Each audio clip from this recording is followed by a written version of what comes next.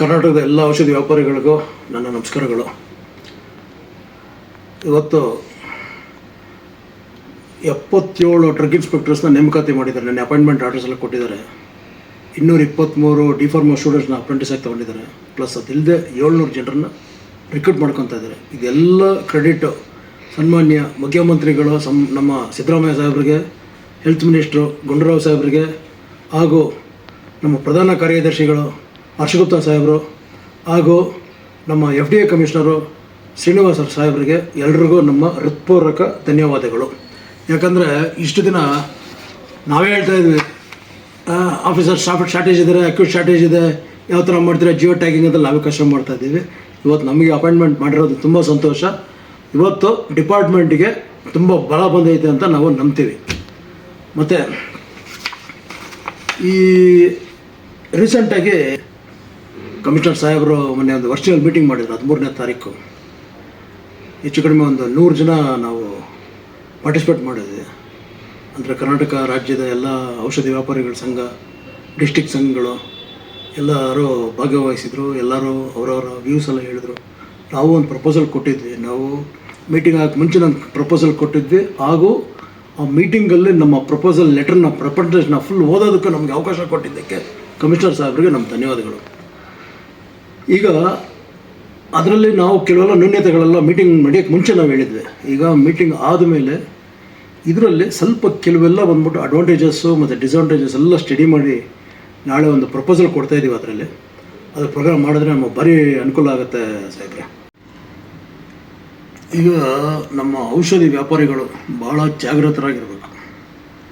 ಈಗೇನಾಗ್ತಿದೆ ಎಲ್ಲ ಕಡೆ ಈ AMR ಆ್ಯಂಟಿ ಮೈಕ್ರೋಬಿಯಲ್ ರೆಸಿಸ್ಟೆನ್ಸ್ ವಿತೌಟ್ ಪ್ರಿಸ್ಕ್ರಿಪ್ಷನ್ನು ದಯವಿಟ್ಟು ಆ್ಯಂಟಿಬಯೋಟಿಕ್ಸ್ನ ಯಾರೂ ಕೊಡಬೇಡಿ.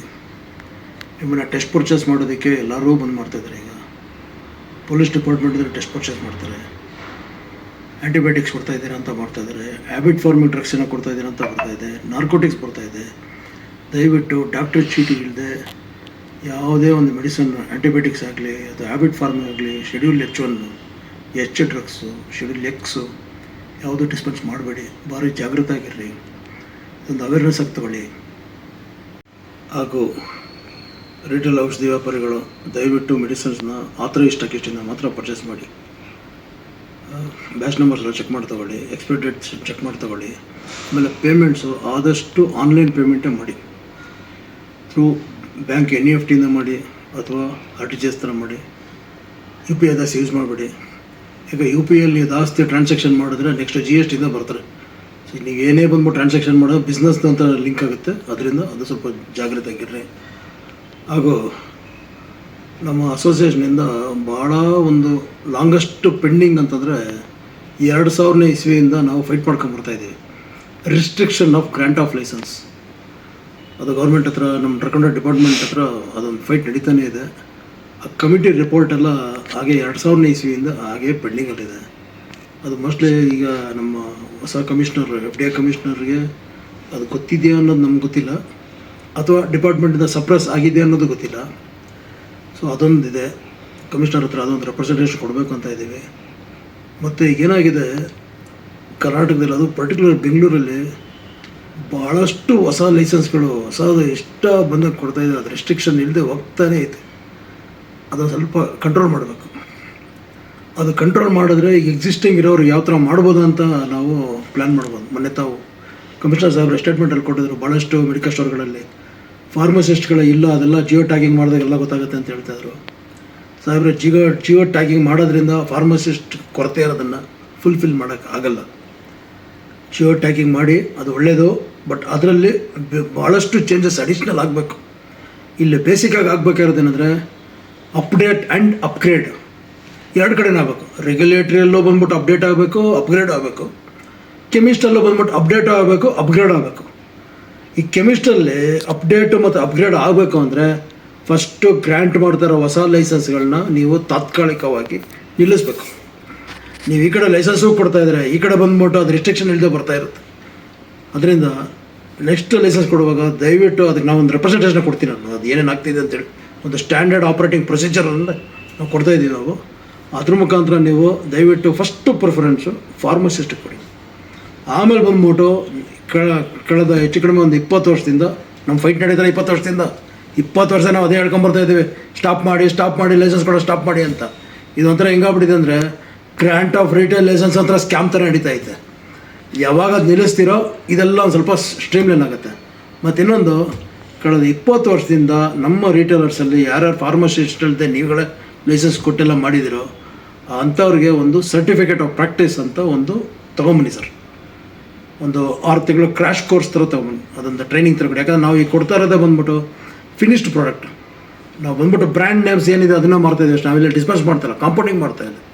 ಸೊ ಹಂಗಾಗಿ ಅದೊಂದು ಮಾಡಿದ್ರೆ ಆಲ್ಮೋಸ್ಟು ತಾವು ಫಾರ್ವರ್ಡ್ ಥಿಂಕಿಂಗಲ್ಲಿದ್ದೀರಾ, ಟೆಕ್ನಾಲಜಿಕಲ್ಲಾಗಿ ಮುಂದೆ ಇದ್ದೀರಾ, ಇಂಪ್ಲಿಮೆಂಟ್ ಮಾಡಬೇಕು ಅಂತ. ಅದೆಲ್ಲ ಇಂಪ್ಲಿಮೆಂಟ್ ಆಗಬೇಕು ಅಂತಂದರೆ ಇದೊಂದು ಆದರೆ 99% ಎಲ್ಲ ಪ್ರಾಬ್ಲಮ್ ಸಾಲ್ವ್ ಆಗುತ್ತೆ sir. And it will be example for the entire nation. ಯಾಕಂದರೆ you are the one who implemented recall of not of standard quality drugs. ಅದನ್ನು ತಾವು ನಮ್ಗೆ ಭಾಳ ಇಷ್ಟ ಆಗಿದ್ದು, ಅಷ್ಟು ಜನರು ವ್ಯೂಸ್ ಎಲ್ಲ ತೊಗೊಂಡೆಲ್ಲ ಮಾಡಿದ್ರಿ. ಅದಾದಮೇಲಿಂದ ಏನಕ್ಕೆ ನಮ್ಮ ಮಸಾಜ್ನ ದೂರ ಮಾಡಿದ್ರಿ ಅಂತ ನಮಗೂ ಗೊತ್ತಾಗಿಲ್ಲ ಆಯ್ತಾ. ಸೊ ಅಲ್ಲಿರೋರು ಇದು ಮಾಡಿದ್ರು ಗೊತ್ತಾಗ್ತಾ ಇಲ್ಲ. ಸೊ ಅದರಿಂದ ದಯವಿಟ್ಟು ಇದೊಂದು ತೊಗೊಳ್ಳಿ ಸಾಹೇಬ್ರೆ, ಇದೊಂದು ಮಾಡಿ ಭಾಳ ಅನುಕೂಲ ಆಗುತ್ತೆ. ಎಕ್ಸಿಸ್ಟಿಂಗ್ ಇರೋರಿಗೆ ಯಾರು ಅಂಗಡಿಯಲ್ಲಿ ಬಂದ್ಬಿಟ್ಟು 20 ವರ್ಷದಿಂದ ಮೆಡಿಕೇಷನ್ ನಡ್ಸ್ಕೊಂಬಂದಿದ್ದಾರೆ, ಅವ್ರಿಗೆ ಆಲ್ರೆಡಿ ಎಕ್ಸ್ಪೀರಿಯೆನ್ಸ್ ಆಗ್ಬಿಟ್ಟಿದೆ.